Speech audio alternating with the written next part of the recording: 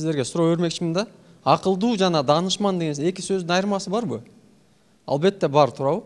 Данышман менен акылдуунун айырмасы бар. Мен айтат элем, кыздар, аял заты бул данышман боло алышы мүмкүн да. Бирок эркектен дагы акылдуураак боло алышы мүмкүн эмес.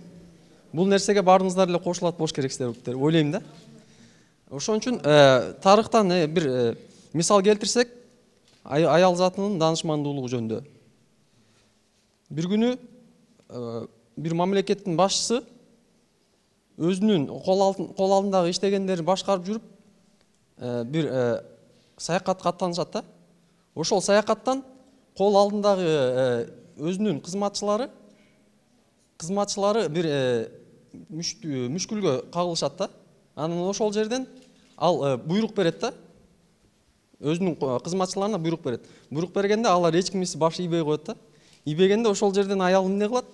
Ал айтат, сен өзүң, то есть ошол башчы өзүнүн кызматчылары баардыгы аны жакшы көрүшкөн да. Бирок анын кылып жаткан мындайча айтканда кадамы туура эмес экендигине окшойт деп алар баш ийбей койгондуктан аял айтат, сен өзүң ошол буйрук берип жаткан буйругуңду аткарсаң дейт, өзүң биринчи кадамды таштасаң, ошондо сенин кызматчыларың артыңан ээрчиши мүмкүн дейт дагы.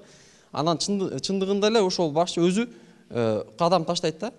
Таштаганда баягы кызматчылардын баардыгы аны жакшы көрөт, албетте артынан ээрчишкен да. Ошол нерседе аял затынын данышмандуулугун билсек болот да.